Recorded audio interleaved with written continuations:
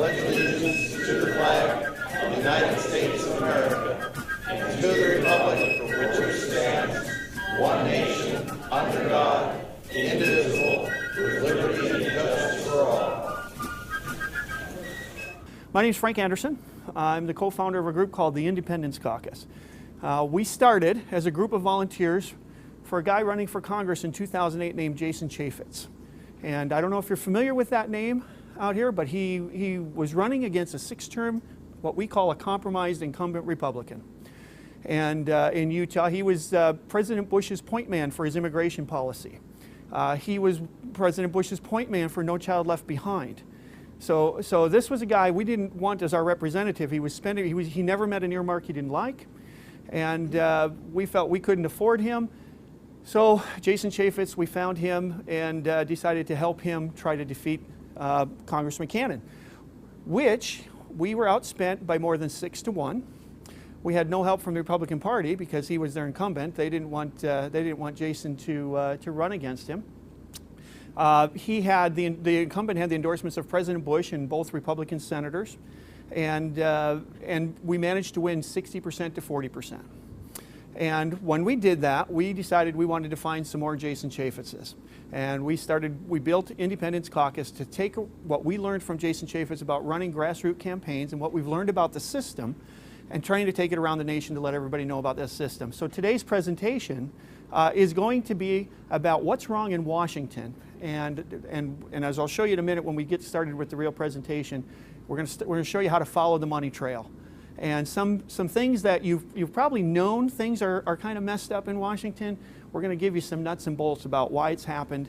And then at the very end of the presentation, if we've gotten you all depressed, we'll give you some options and we'll show you some of the things that we believe are the answers for the problems today. So can you guys hear me okay? Is it working? Working on your end? So we could start then? Okay. Can everybody see the screen well?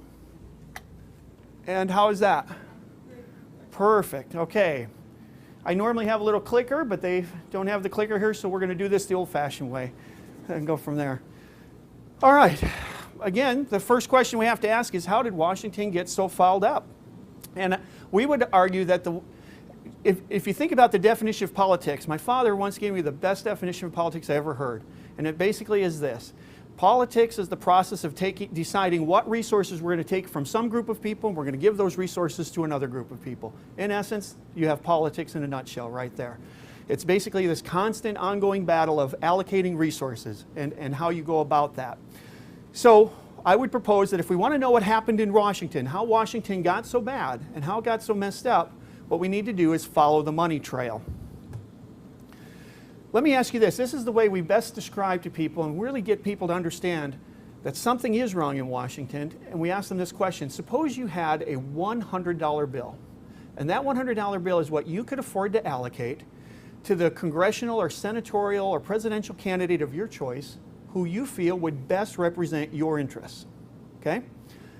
In that case, how many of you here would give $54 to Mitch McConnell, the Republican Senate leader, and then give the other $46 to Harry Reid? Anybody? Okay, I've done this seminar hundreds of times.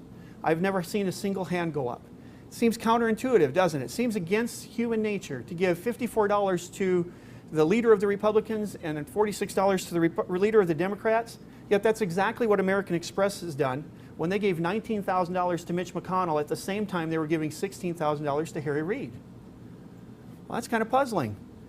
So then if you had $100, how many of you would give $51 to Eric Cantor, the Republican minority whip from Virginia, and the other $49 to Chuck Schumer? Pretty odd, isn't it? And that's exactly what the Securities Industry and Financial Markets Association did when they gave Cantor $24,000 at the same time they were giving Chuck Schumer $23,499. Or if you take a look at Nancy Pelosi, who's the House leader for the Democrats, and John Boehner, the House leader for the Republicans, can anybody tell me why Citigroup can't seem to tell any difference between those two? And if Democrats and Republicans are supposedly getting farther apart, and we've got this divide in this country between those Republicans and Democrats, how come Barney Frank and Lindsey Graham, American Bankers Association, really can't see any difference between those two? Or Lindsey Graham and Chris Dodd, for some reason, Bank of America feels they're both worth the exact same investment. Doesn't that leave you puzzling? Here's one of my favorite ones. This is my Senator Bob Bennett from Utah. Bob was the chief Republican architect of the TARP bailout bill. And when they had the news conference announcing how they were putting in $150 billion in sweeteners, Bob Bennett was up there with Barney Frank, Harry Reid, Chuck Schumer, Nancy Pelosi. He was the only Republican up there in that group. Well, for some reason, Fannie Mae and Freddie Mac believe Barack Obama is worth basically the same investment that they gave to my Republican senator who ran in Utah this year as Utah's conservative choice. Okay? The good news, I'll tell you, is we've defeated Bob Bennett. He won't be your senator this year, so we'll tell you that much. But this is one of the things that's really puzzling, and if that leaves you scratching your head, like it... Oh, sorry, I'm going backwards.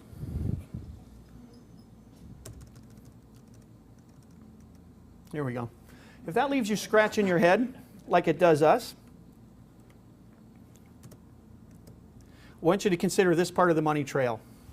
In 2006, less than 1/12 of 1% of American adults, so forget the kids, this is just adults, people of voting age, less than 1/12 of 1% gave 81% of all donations, including PAC donations, 1/12 of 1%, or 81% of all campaign funding in 2006. That's 1 out of every 1,200 Americans.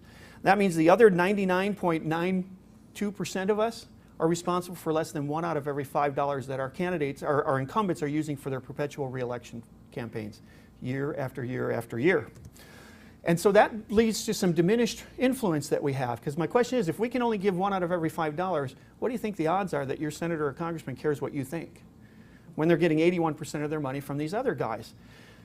And so that also brings up the question, if they're giving money to Nancy Pelosi and John Boehner, how do they decide which Republicans and which Democrats to give their money to if they're responsible for 81% of all the money?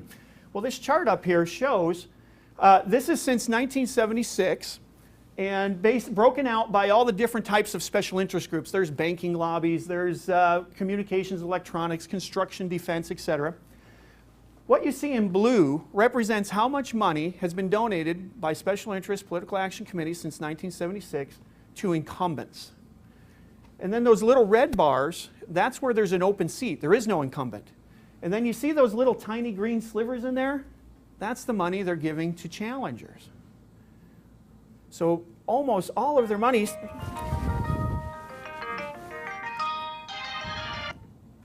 Sorry about that. I'm going to turn this off. I have a standard rule, if it's my kids, I'm not here. So over the years, since 1976, 90% of all special interest money has gone to incumbents.